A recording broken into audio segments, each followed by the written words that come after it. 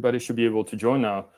Okay, so hi everyone. My name is Stan. I'm a CEO of Tability. So if you do not know what Tability is, we're a next generation goal tracking platform, and our job is to help drive accountability and distributed teams and really to help people achieve their goals faster. But today, I'm not here to talk about our product. I'm super excited to be welcoming Lawrence Walsh, that is here with me somewhere on your screen. And Lawrence is the managing director of their Be Giants. They're global OKR experts with a lot of experience and a lot of stories to share. And I'm super excited because Lawrence has accepted to run the session on OKR leadership alignment. And I think that this is extremely timely because we're getting to the end of a quarter. And I know that many of you are probably thinking about ways to improve next quarter. So maybe you've already used OKRs or you're thinking about how you can improve the cycle that just went. And my experience with OKRs is that there's a lot of posts and a lot of videos and things that you can find to explain to you why you should do it, but not a lot of people that actually have that experience of telling you like what a good implementation looks like. So without further ado, I'm going to stop here. I'm going to let Lawrence introduce himself and then run this session. But really, I'm excited about this because I think this is something that people are needing. And yeah, so that's it for me. Lawrence, I'm going to leave the stage and give it up to you. All right. Cool. Lovely. Thank you, Stan, and thank you for putting this together. It's lovely to be with you all this morning. And our time, we're based in the UK. So as Stan rightly said, I'm Lawrence, Managing Director of a global OKR consultancy called Be Giants. And really what I'm going to be talking to you about today is the kind of best practices that we think people need to get really strong at to have an effective OKR implementation. So some of this might not be new to you. Hopefully some of it will be, and there'll be a little few, kind of tips and tricks along the way. And, a few kind of golden nuggets that you can take and you can apply, as Sten said, as we approach the next quarter and even as we approach the next financial year to help you either set up an effective OKR implementation or possibly to make the OKR implementation even more effective if you are already running one and have one in motion. Any questions? We do have time for a Q&A at the end. I'm going to talk for probably about 45 minutes or so, at first, but please do get your questions stored up, either write them down or pop them in the chat, and we'll make sure we come to those at the end, all being well and time aside. So let's jump in. So these are kind of the 4 key areas we're going to go through today. So we're going to look at who we are very quickly, because that's kind of the boring bit. Then we're going to look at employee experience slightly more holistically. Then we're going to jump in, a bit of a deep dive into the OKR methodology, how to avoid common pitfalls, how to distinguish between things like OKRs and KPIs, and all those kind of weird and wonderful bits where people often trip up. And then we're going to move into looking at the 4 OKR cornerstone principles, as we call them. So like I say, hopefully you'll all take something away from this today. So Be Giants are a leading global employee experience and OKR consultancy. We have been at the forefront of the global movement towards OKRs becoming the de facto standard way of working, goal setting, alignment, accountability, all those kind of great things that we know OKRs can deliver. We have our own proprietary methodology. We've been developing it for the last 10 years now. All our IP is our own. And we do often see people using it and borrowing it right across the world, which is cool to see. We take a very humanistic, authentic, and actually pragmatic approach to implementing OKRs. We don't want our clients to have to work hard to implement a successful OKR framework.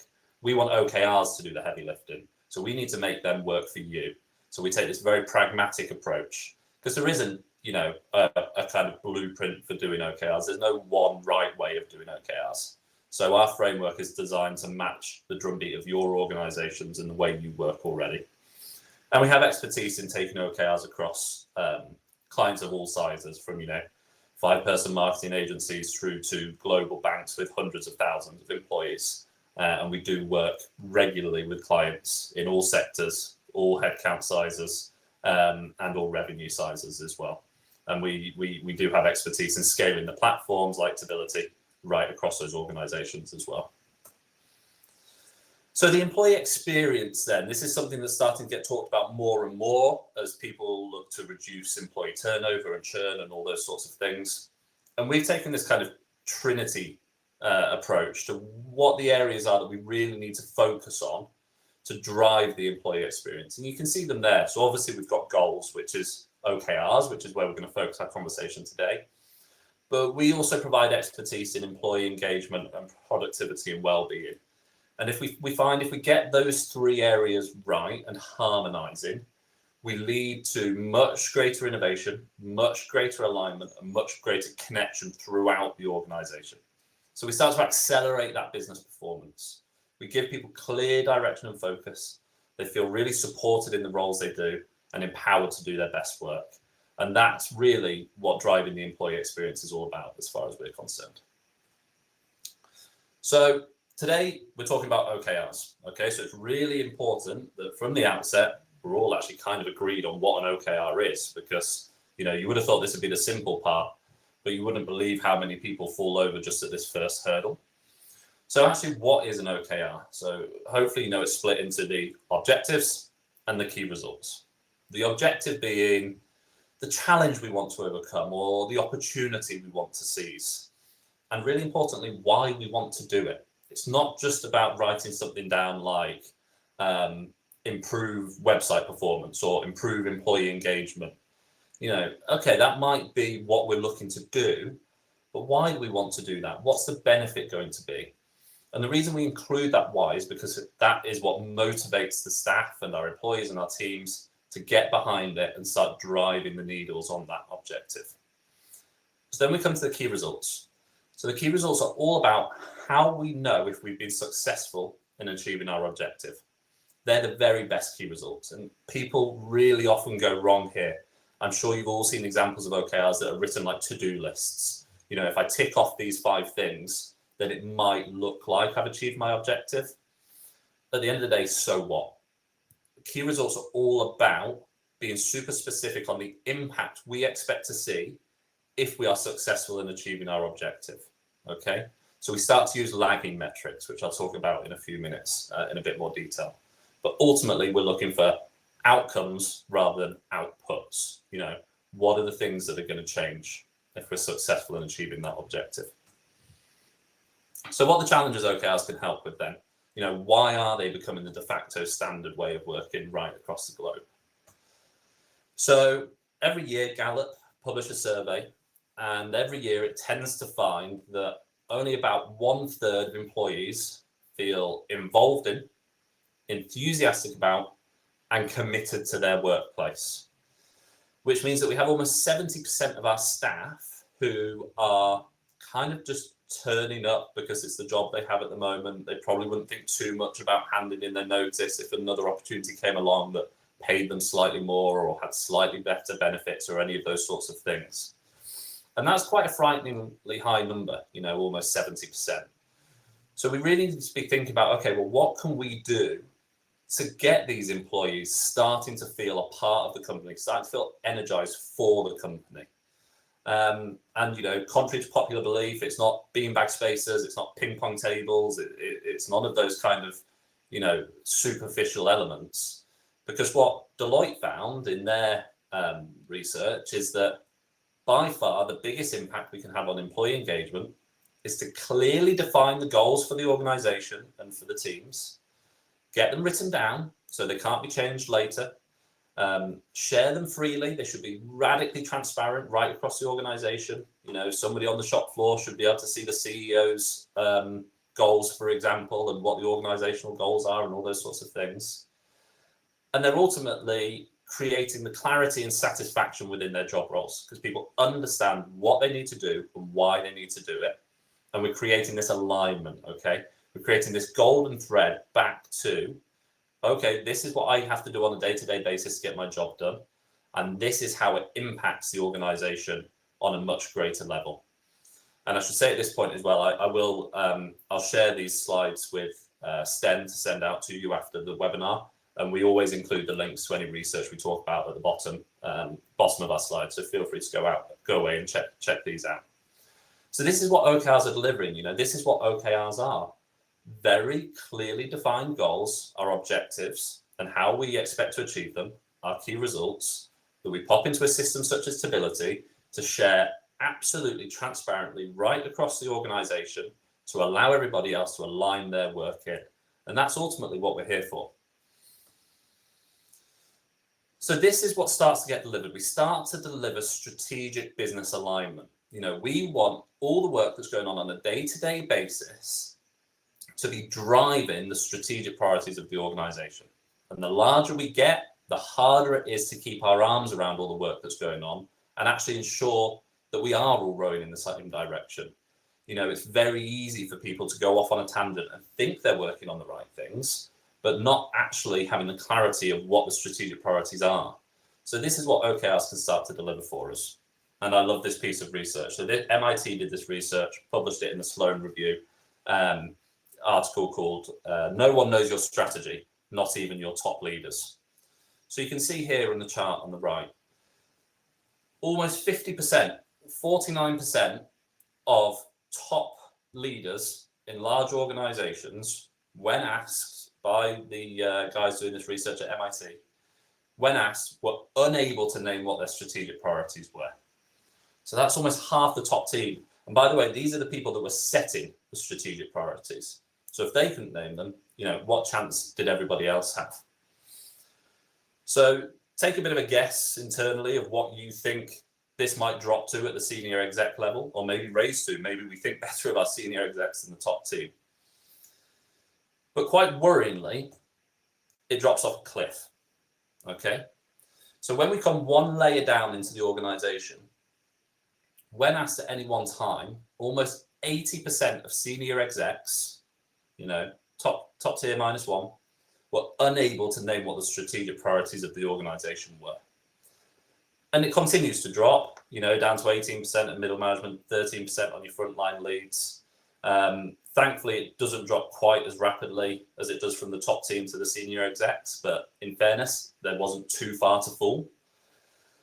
And the point of me showing you this graph is to say that if your managers, your senior execs, your top team don't know the strategic priorities of the organization, how on earth can they be expected to prioritize, to dedicate resource to the right things, to ensure their team are focusing on those initiatives that are going to move the needle on the strategic priorities, to make sure that their team are empowered to work on the right things?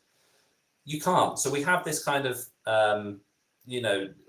spread of resource where people are kind of working on what they feel is right, but it's not necessarily going to move the needle on what the organization is trying to achieve over the next 12 months, 3 years, 5 years.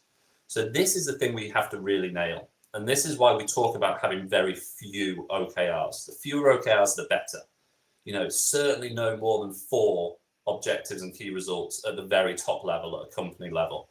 And as that kind of spreads down and dissipates across the organization, we'll of course have a few more as we align in, but the fewer the better. We talk about this concept of a spotlight. We want to have people super focused on those things that are going to make the biggest difference. So we've talked about OKRs a lot. I've talked about the fact that key results shouldn't be to-do lists. They should be measurements of outcomes. So let's actually just have a look at what a good OKR might look like. So we'll take the objective first, okay? As I mentioned earlier, it's the challenge we need to overcome or the opportunity we need to seize and why. So something like this. We've made our product easy to buy. That's what we want to do in order to diversify our revenue streams and protect the future of our business. Okay, that's why we want to do it. We can all buy into that. We understand it. We now know why it's important. Exec teams are very good at going into boardrooms for 3 months, 6 months, even a year sometimes, putting together strategies, putting together goals for the organization. And then when they come to share those goals, they forget that the rest of the organization actually kind of wasn't party to the conversations that led up to those goals. So they don't have all the context. So just by doing something really simple, by saying, like in order to, or so that within our objective statements, we can provide a simplified context to the rest of the organization and get them bought in as well. And we should always have individual owners, okay, for our objectives and our key results. Not a team owning it, not 2 people or 3 people owning it, but an individual that's going to be accountable for driving the work that's going to lead to the success of this objective, okay? So what are the hallmarks of a great objective statement? Should always be qualitative, okay? So no numbers coming into our objective statements, and that might be in contradiction to what you've read before in books like Measure What Matters. We often see numbers coming into the objective statements, but that just confuses things, okay? Let's keep that objective super clear and super qualitative. Should be significant, not something that a couple of people or a couple of teams can just get in a room and solve over the course of a couple of weeks.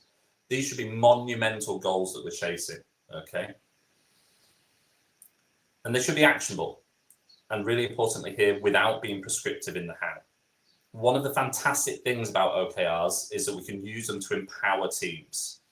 And so if we keep our top level objectives and key results actionable, but not prescriptive with regards to the how, we allow everybody else to align their work in, okay? We go in, what we're saying is, we trust you, we hire you because you're smart, intelligent people.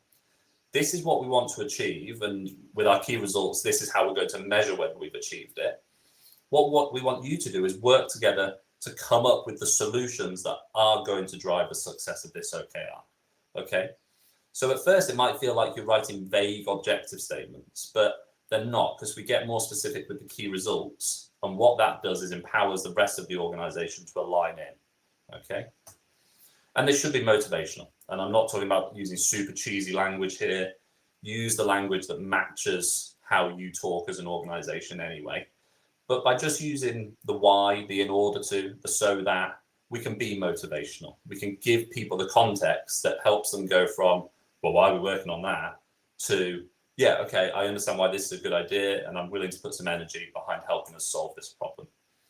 So that's the objective statement, okay? Key results then. So key results are all about how will we know if we've achieved our objective, okay?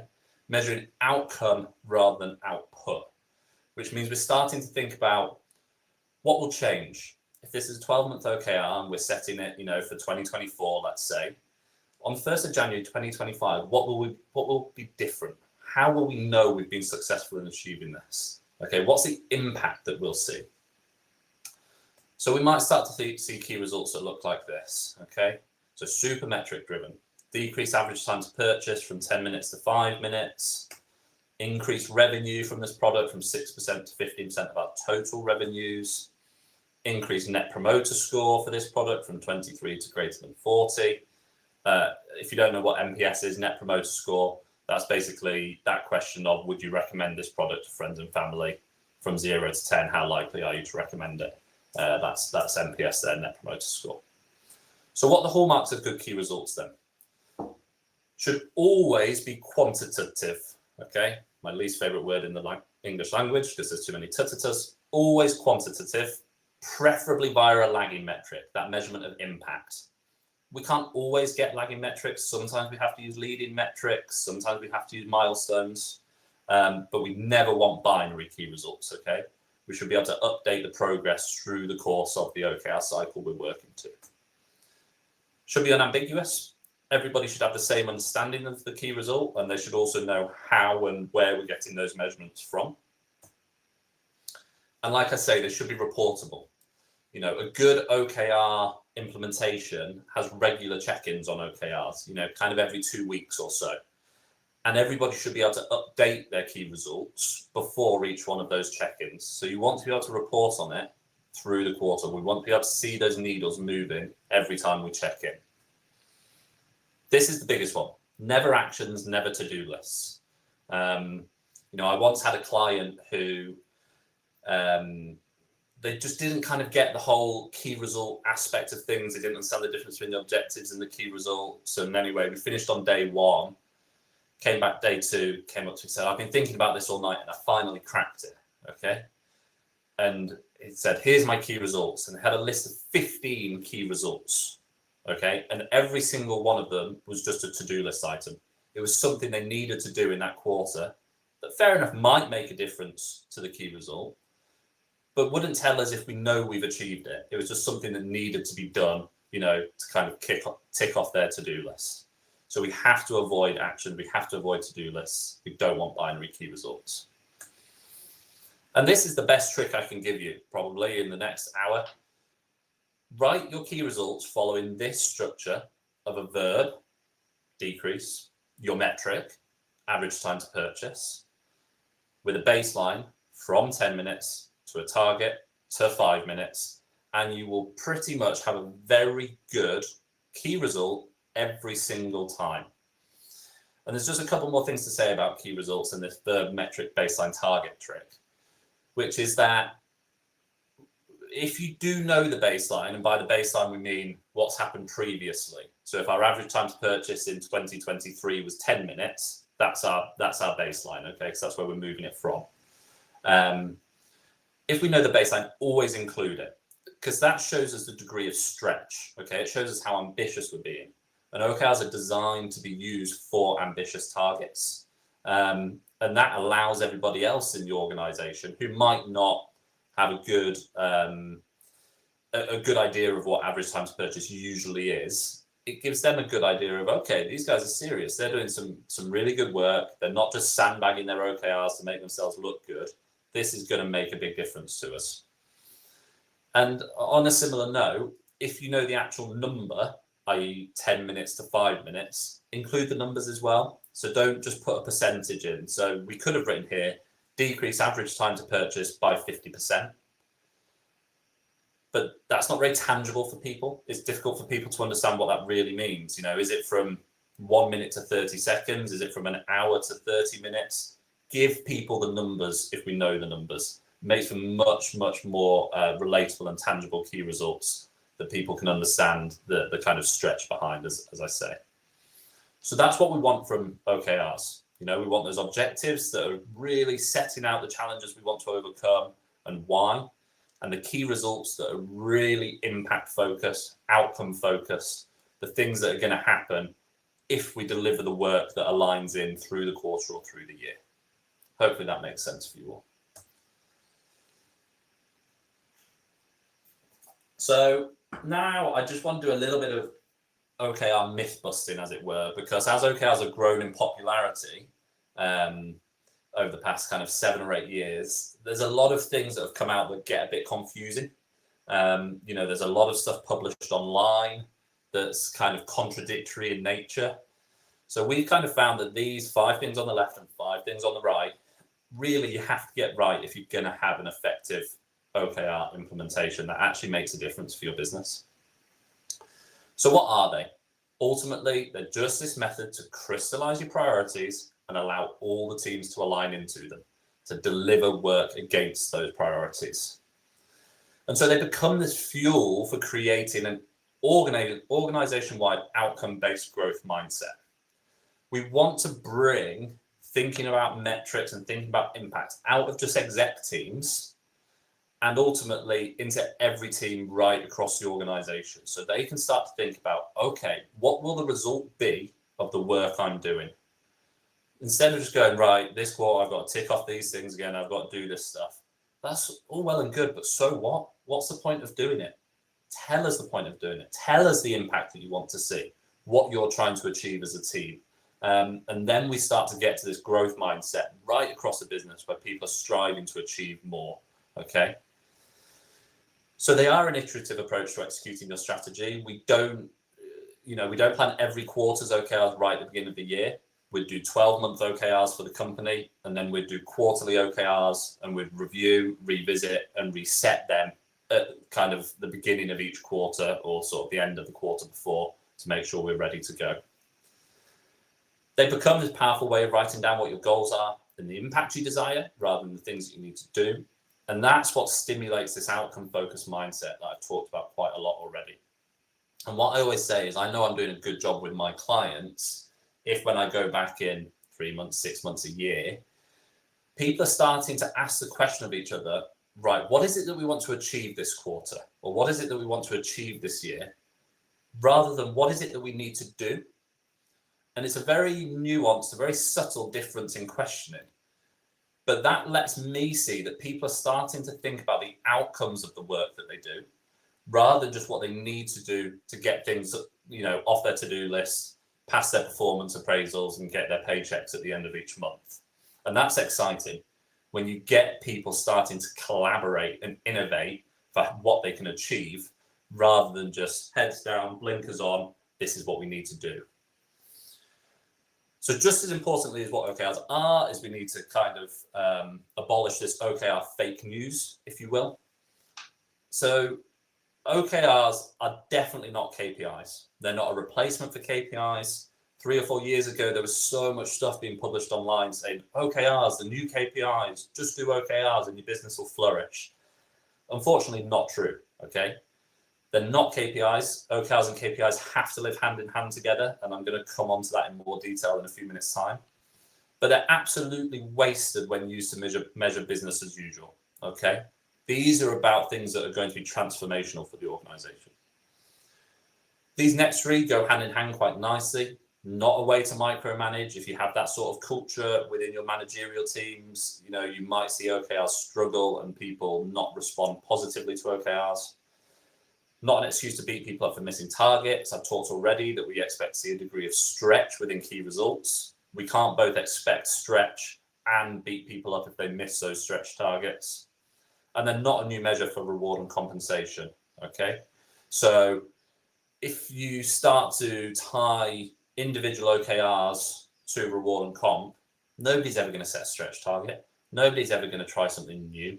Nobody's ever going to innovate or test a new hypothesis. Because why would you? You'd have to be mad at the end of the day to go down those lines, because you know that you're going to get punished for it. And at the end, they're really importantly, they're not a set and forget goal setting framework. There's no point creating these really fantastic OKRs that are crystallizing your strategic priorities, aligning your teams in, motivating people, getting people excited, and then never talking about them again, or putting them in a desk drawer for them to go dusty, for the next year or so. And that's where systems like Tability are fantastic, and they make a real difference. It gives people an easy place to come together, report on the OKRs, do the check-ins that ultimately are going to ensure that we keep OKRs on track. Okay. So benefits from using OKRs then, this was published in our 2021 report. These are things that organizations across the globe tend to see from using OKRs very, very quickly. So much greater, stronger alignment with vision and strategy right across the organization. Improved transparency within the organization, because we put them in a system such as Tability, and then everybody can see each other's OKRs, they can understand the dependencies and all those sorts of things that organizations struggle with traditionally, particularly as we move to remote working and hybrid working. It's much harder to ensure we have that transparency right across the organization. And so OKRs coupled with platforms really solve that problem nicely.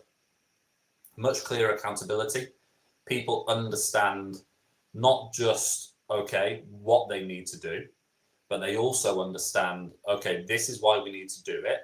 And I understand why I'm the person that's driving this objective and how I'm going to be measured in terms of the success of it. And that greater sense of individual purpose is what drives the improved employee engagement. That stat that I showed from Gallup and Deloitte right at the beginning of this webinar shows that if we get these things right, we're going to boost employee engagement and we're going to deliver that greater sense of individual purpose. So they're the things we start seeing the first, 3, 6 months, a year even of working with OKRs. The long-term tangible benefits for the organization are much higher in terms of growth and scale and things like that. So this is the first of a couple of analogies that I want you to keep in mind when you're setting OKRs, okay? So OKRs are best used when you think of them as a spotlight rather than as a floodlight. They are there to shine the focus on the few areas of importance that we care about as a business when we're doing our 12-month OKRs, as a department when we're doing our aligned OKRs, and maybe even as a team when we're doing our local OKRs. If you think about when you go to the theatre, spotlights are used very intentionally, right? The director puts the spotlight on the area that they want you to focus on in the audience at any one time. And there's usually only 2, 3, maybe 4 spotlights max, but they'll always be on the things that they want you to have your attention on. If the stage was, lit up with a floodlight, okay, we'd be able to see everything, but I might be watching the main protagonist, Sten might be watching the orchestra, someone else might be watching the stagehands, somebody else might be getting distracted by the person 3 seats down with the bag of sweets that they're being really loud with. So everybody's attention is all over the place. We have this dissipation of attention and focus, and that's not good. It's certainly not good in a corporate setting or in a business setting. So we want to use OKRs like a spotlight to focus on those transformational things. And so ultimately, they should be doing one of the 3 things on the left. Each OKR should either be driving growth, driving change, or driving innovation, or a combination of any of the above. And the kind of litmus test that you can ask yourselves to decide whether that is truly happening is, okay, is this objective doing something new? Is it doing something differently? Or is it delivering a significant improvement over previous results? Okay. And that word significant is significant. It's important. Okay. Because we don't want key results that say something like maintain our net promoter score of 30 throughout 2024, or maintain our annual revenue growth of 2%. Like, they're boring.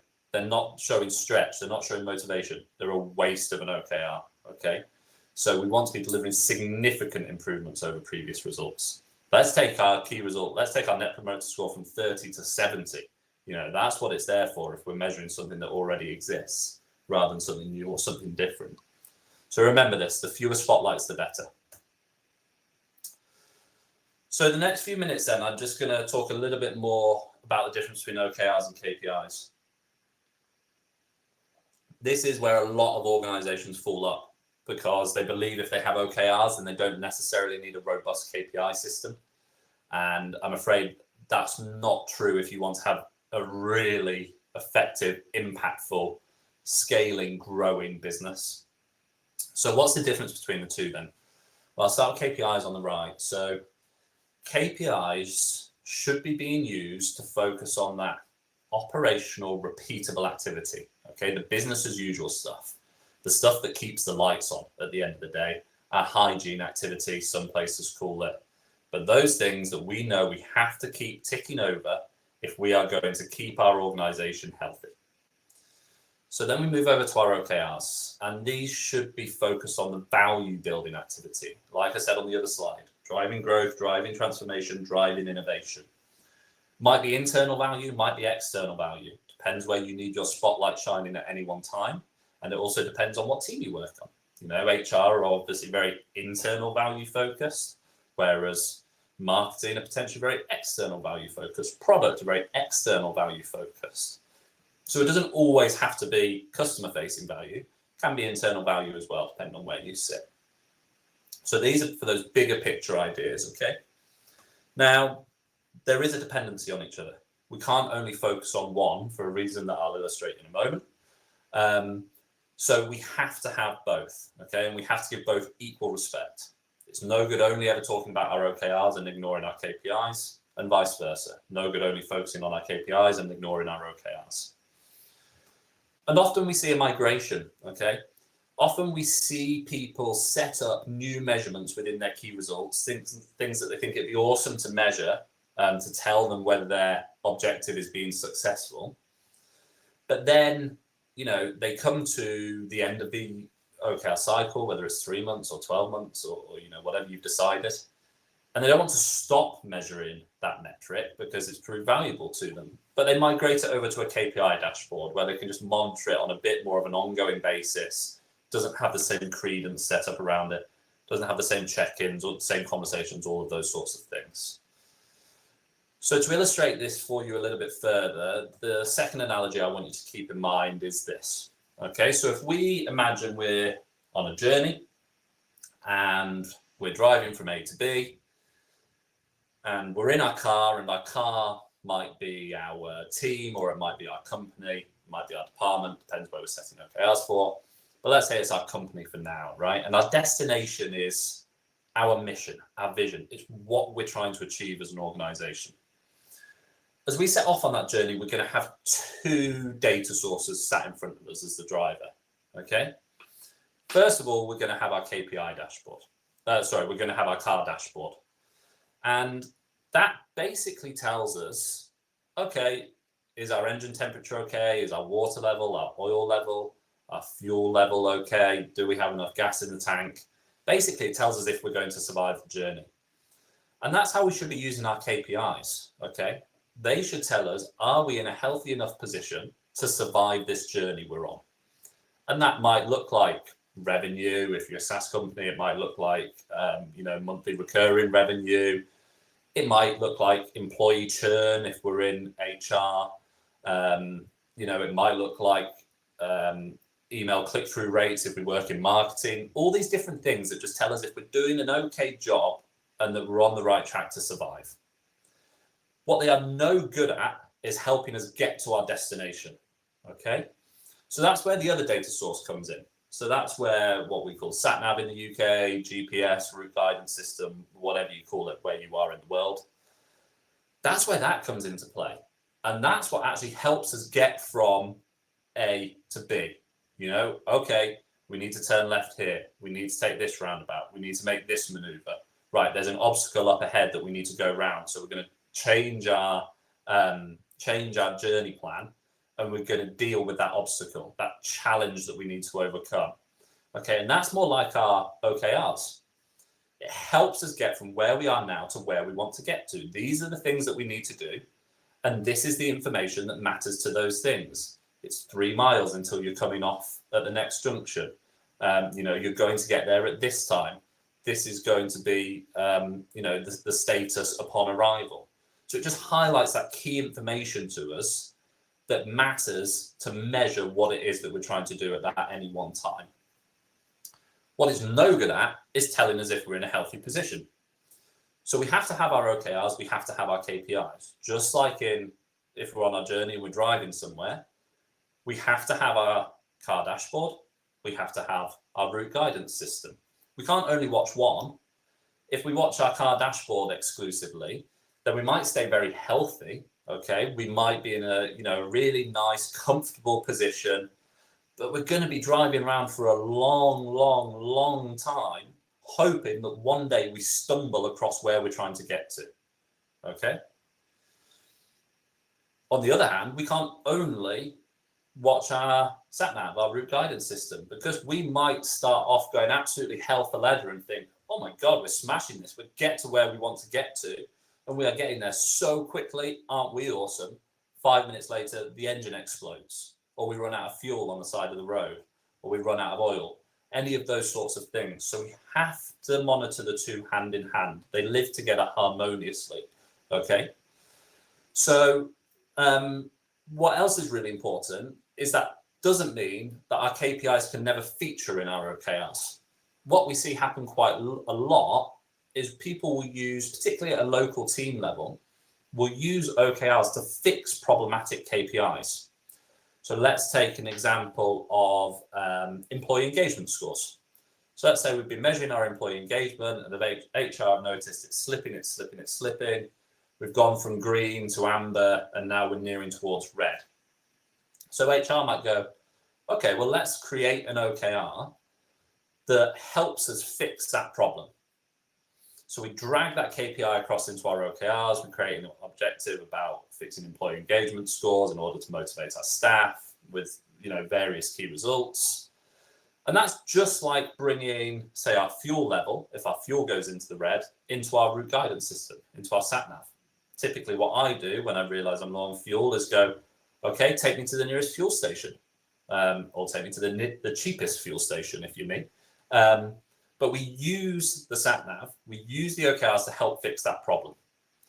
What we then don't do is keep that metric in our SatNav, in our OKRs forever, just because it was once problematic. So we bring it in, we go to the petrol station, we fix the problem.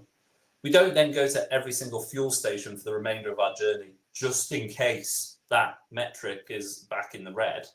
we migrate it back over to our dashboard, and we monitor it there on an ongoing basis. And, God forbid it starts to go into the red again, we can pull it back in. But that means that we can use the OKRs for different spotlights. We can focus on other things that are either problematic at the time or are opportunities we want to seize at the time to move us closer towards our destination, okay? So that's why it's so important that alongside a really effective OKR system, we do have KPIs at the company level and at the team levels as well, to just ensure people are remaining healthy across the organization, and we're not putting too much energy into our OKRs and allowing our KPIs to slip at the same time. So I really hope that that's helped illustrate it a little bit for you there. So the other big mistake we see people make is viewing OKRs as a hierarchy, okay? So setting their OKRs at the top level and then going, if I'm the CEO, going, right, head of sales, go and set your OKRs. Head of marketing, go and set your OKRs. Head of operations, go and set your OKRs. And suddenly you have all the OKRs that have been set in silos that are very bureaucratic, that creates competition for resources. Often they're very prescriptive. It's saying, right, this is how we have to do these things down to the exact minutiae of detail. And ultimately it creates this very slow, antiquated process that doesn't deliver on efficiently and effectively on what it is we're trying to achieve. So instead we want to move to this more network-based model, okay? Where of course we have our strategy at the core, that is like our nucleus at the end of the day, but we create the rest of the OKRs very cross-functionally. Particularly the top 2 levels of OKRs within any organization should be super cross-functional. We want to keep people working together, talking together, understanding dependencies together to ensure that we can make these quick, agile changes as an organization. We can allow flexible resource allocation to where it's required. We're not putting in competition for resources.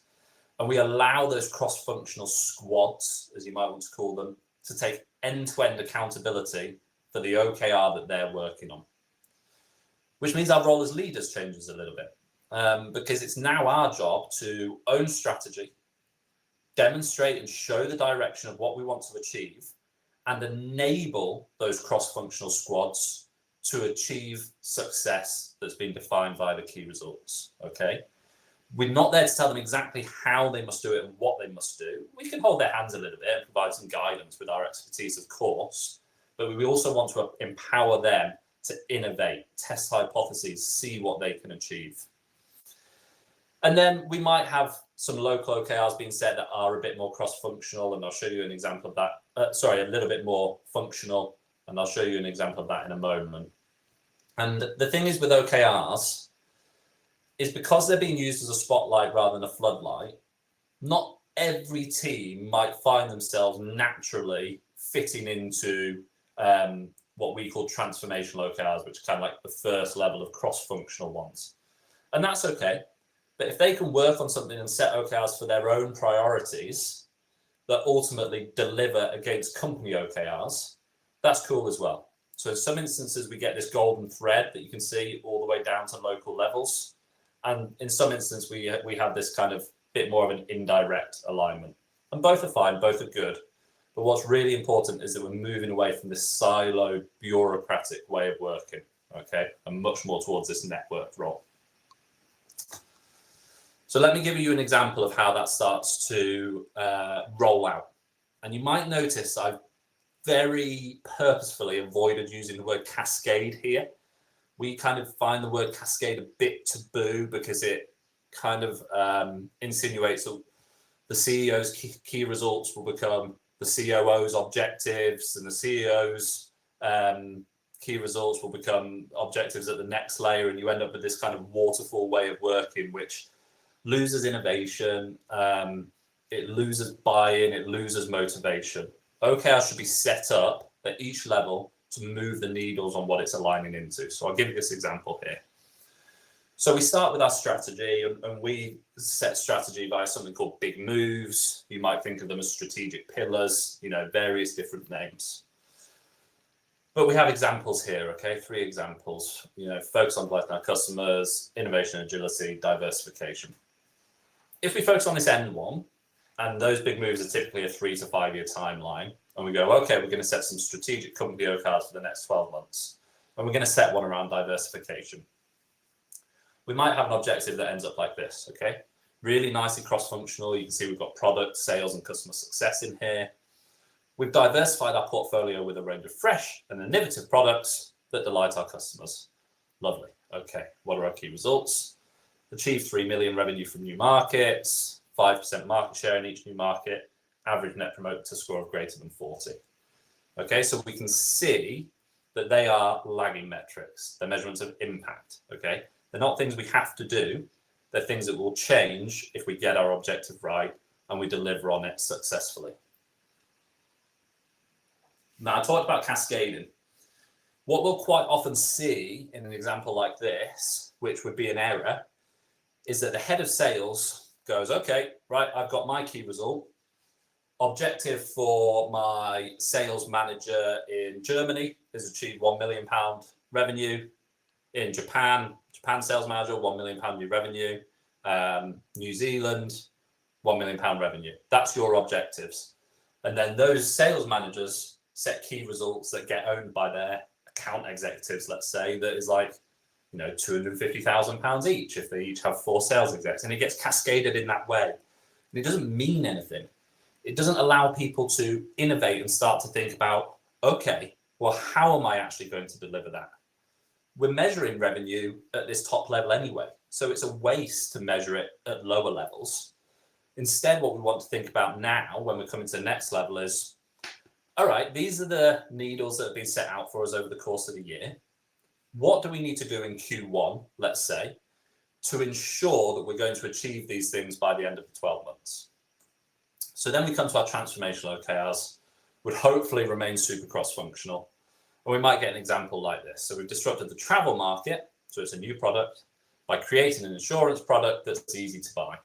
Again, really cross-functional. We've got product, marketing, sales, and customer success in here. So what might tell us that we're being successful in achieving this? Well, marketing might start to generate 1,000 inquiries from their target regions. Sales might get 10 resellers on board. You can see here we're into kind of leading metrics. These aren't necessarily measurements of impact, but they're hopefully things that will start to deliver on those key results that we're aligned into above. And key result 3 with customer success. All right, we have a purchase satisfaction rating score of greater than 95%. And the other thing that's really nice about the network approach rather than the cascading approach is that it allows different teams at different local levels to go, you know what? Okay, actually, that's enough direction for me to now set up my project plans, set up my roadmaps, set up my initiatives of what I need to do in the next quarter in order to achieve that key result. So marketing and sales might go, well, we don't really need to create any local OKRs for these, because if we do, all we're going to do is be creating an OKR that's a to-do list, and that has no value. So we'll just create projects and roadmaps that we know are going to move these needles, and that's great.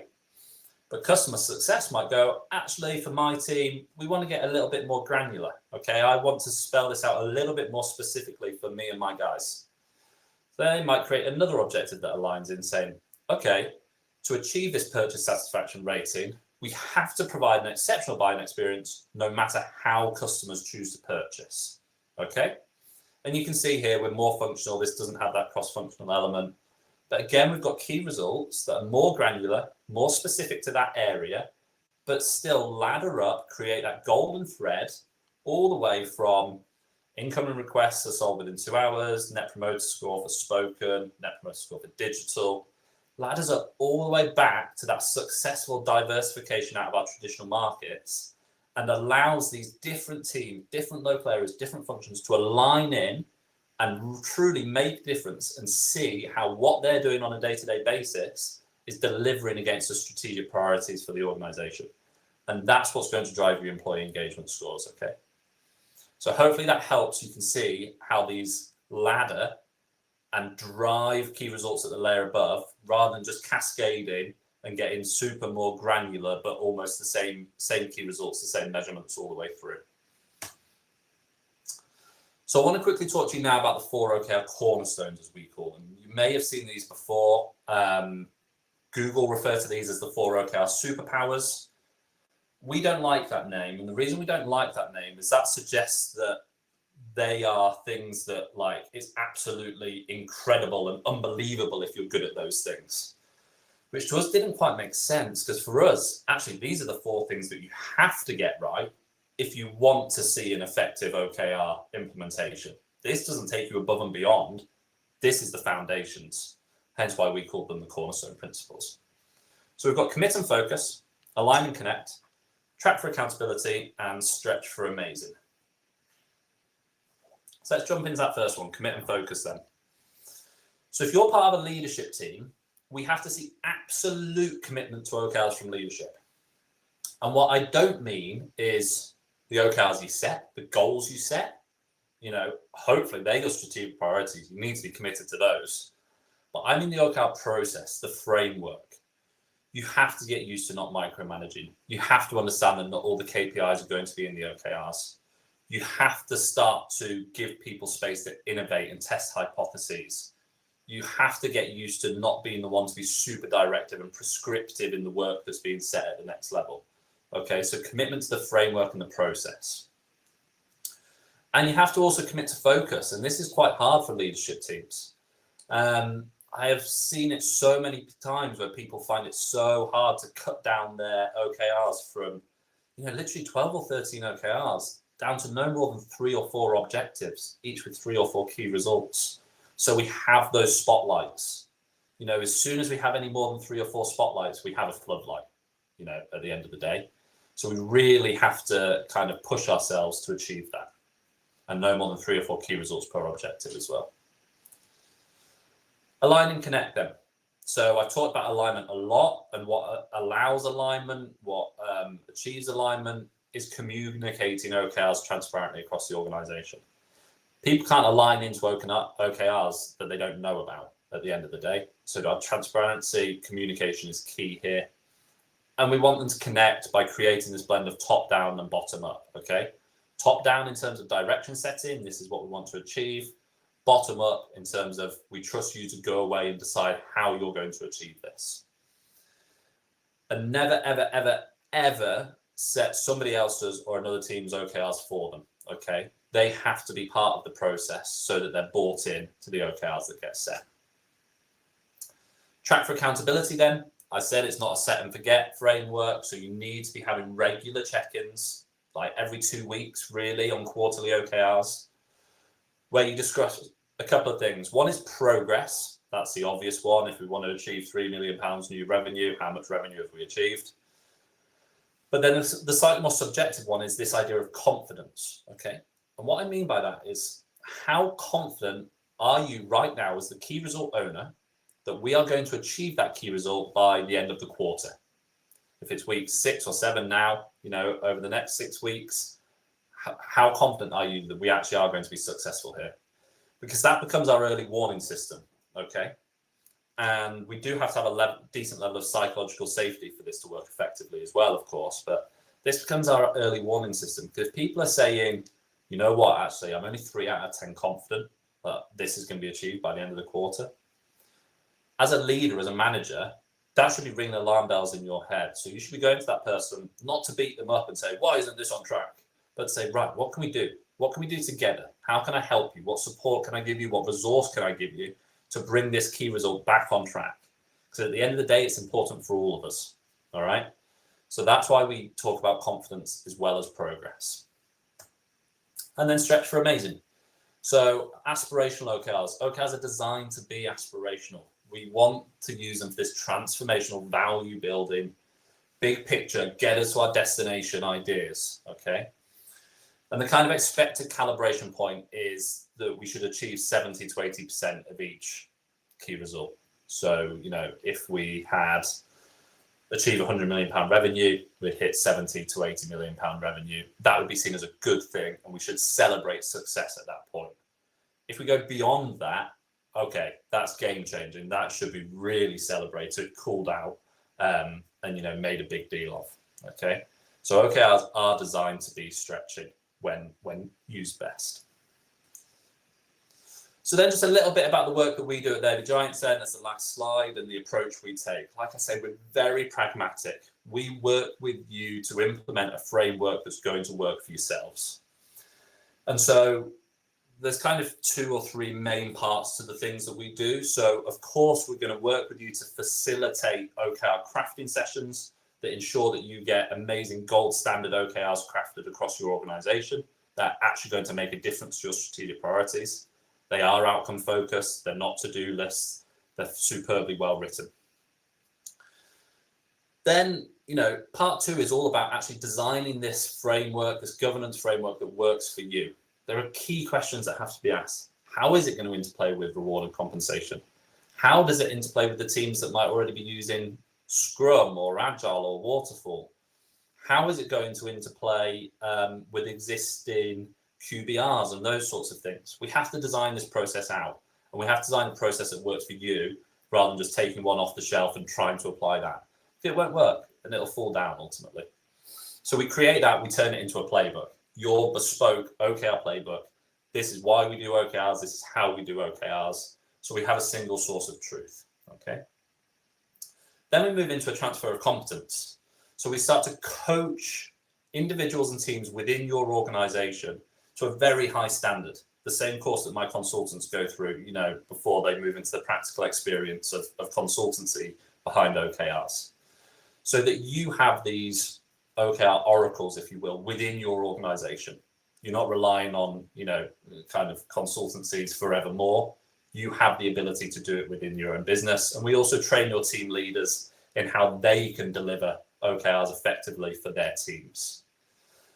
And then the other thing we have, and it's particularly tailored to larger organizations, but it does work for all sizes, is we have a custom-built learning management solution. So an e-learning, video learning solution that we can plug into your organization that allows you to equip every single person with the consistent knowledge, skills, and tools to support the OKR framework, support that organizational change. And there's like 7 different pathways there that are, tailored to different people, whether it's coaches or leadership or individual contributors, facilitators, all those different things, is contained within that LMS for you to roll out. So that's what we do, get you up and running with gold standard OKRs, create the playbook for you to live and breathe your OKR framework, transfer the competence so that you can run it internally, you can keep momentum, you can ensure longevity, and then equip everyone else in the organization to have the understanding to the level they need for how you're going to achieve and run your OKR framework. And that's that from me. So thank you for listening to me for 57 minutes. We're on now. I appreciate it. I would love to hear any questions from you. Like I say, I'm happy to share these slides with you. I'll give them to Sten to send out after the webinar. But please, Sten, I don't know if you want to jump back in to facilitate the Q&A, but any questions, shoot them my way. And I'll stop sharing now. Yeah.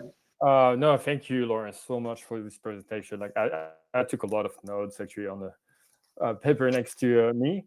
And so if you have any questions, please pop them in the chat next to you. But in the meantime, I do have some questions. So I was listening to you and had a couple of thoughts. Like I have like some high level things I want to ask and some really practical questions as well.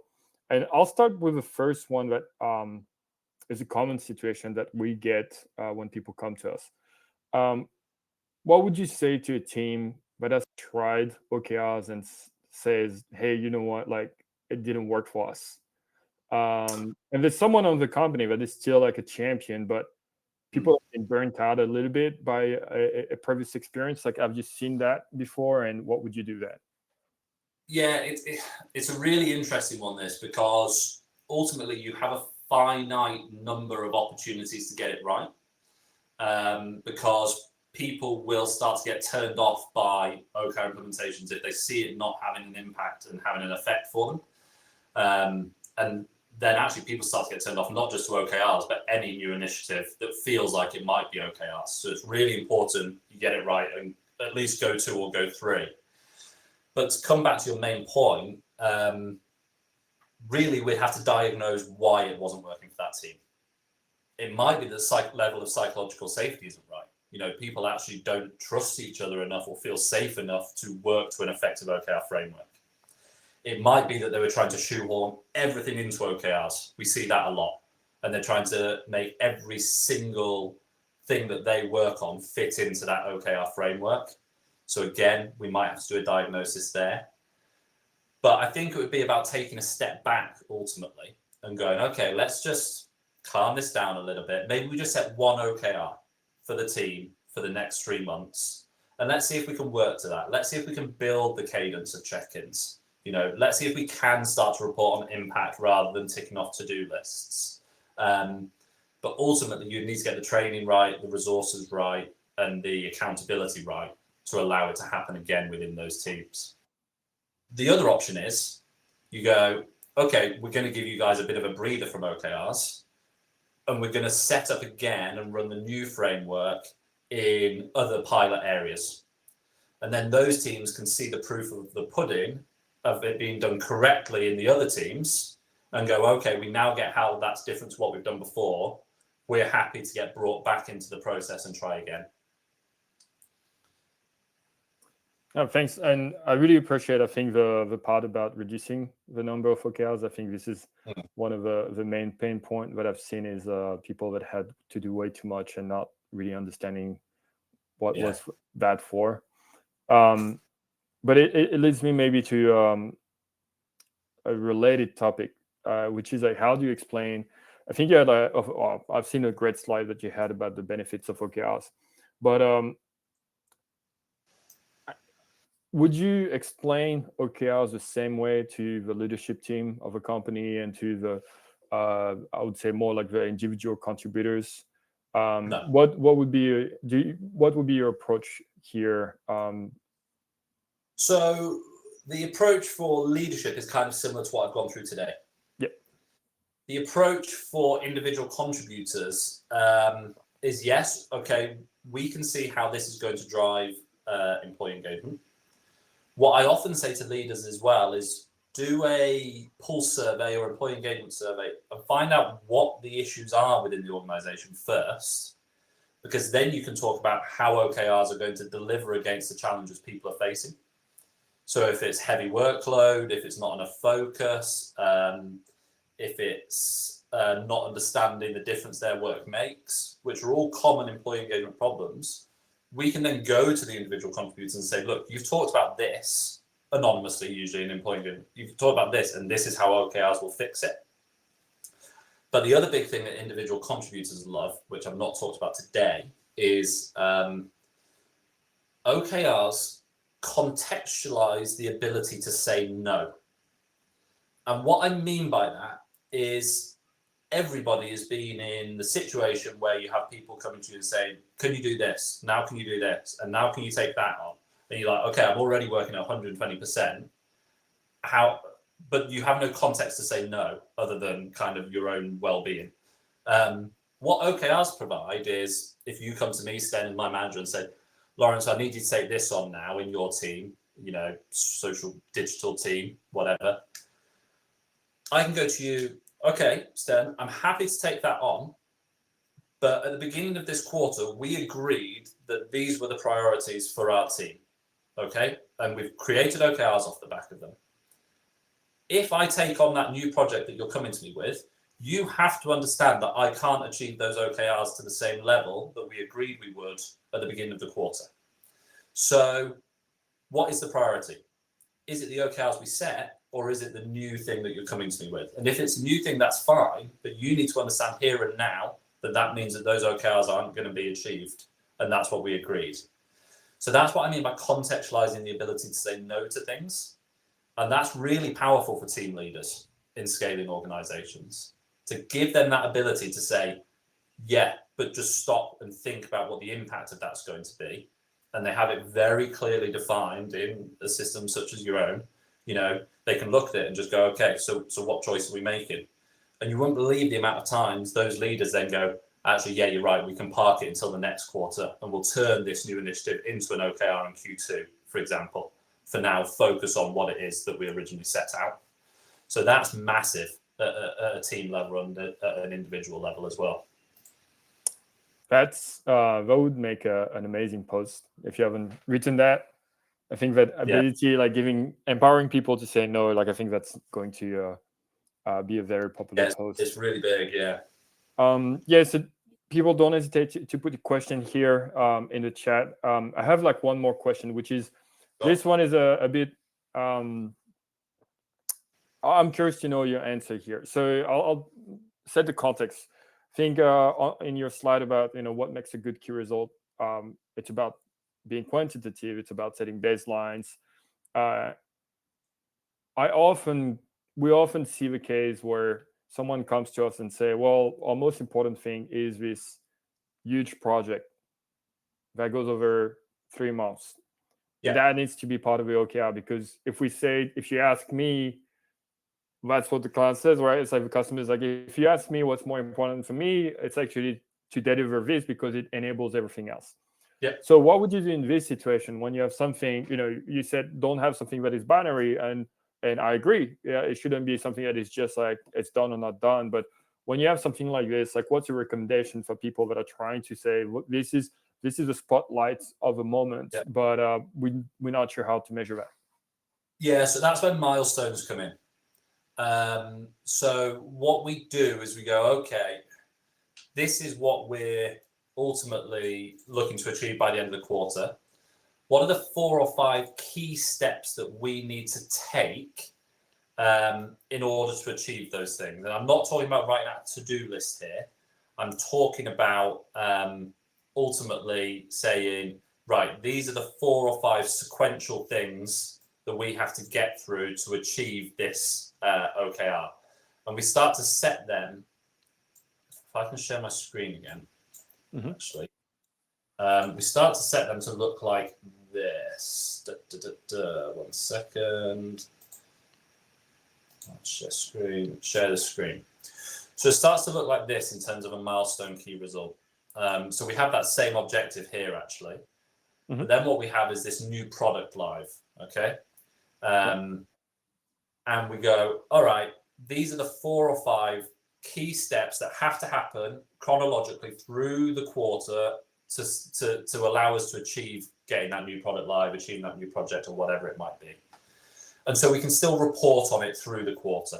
And when we break down these milestones within like the notes section of a key result, for example, say, yeah, this is what 20% looks like, this is what 40% looks like, this is what 6% looks like. So we remove the binary aspect of it, even if it does feel like it is a binary key result, just so that we avoid people falling into the trap of micromanagement as well. Because quite often when you have a binary key result, leaders, managers, to understand the progress, they have no choice but to call you up and go, what's going on with this? But at least if we just log into Stability, we can see 24 to 68 to 100 what progress has been made. So that's how we advise dealing with those key results that basically can't be avoided in terms of a binary nature. Okay, that's excellent. I think that's going to be once again like a super popular tool because that question that comes back, like I think every quarter, like every team has something like this. We have a question in the chat. So about the definition of company OKR versus transformational OKR, local OKR. I found that to be really interesting. Like, can you give a quick breakdown again of the difference between those? Yeah, of course. So the company OKR, they're the 3 or 4 things that we're looking to achieve over the course of 12 months as a company. What direction are we trying to move into as a company? What are the 4 challenges we need to overcome, opportunities we want to seize? Usually set with a 12-month timeline, okay? So it should take a year to achieve. The key results should be set and calibrated to this is the impact we expect to see in 12 months' time. Transformational OKRs are about looking across the business and going, okay, if that's the OKR I'm trying to achieve, which areas of my business need to come together because they are critically important to the success of that OKR? So we might decide that's operations, tech, and marketing. All right.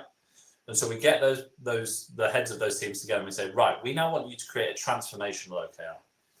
And what that transformational OKR is designed to tell us is this is what we need to do in Q1, let's say, to ensure that by the end of the 12-month period, we are going to achieve what we've set out to achieve in our company OKRs.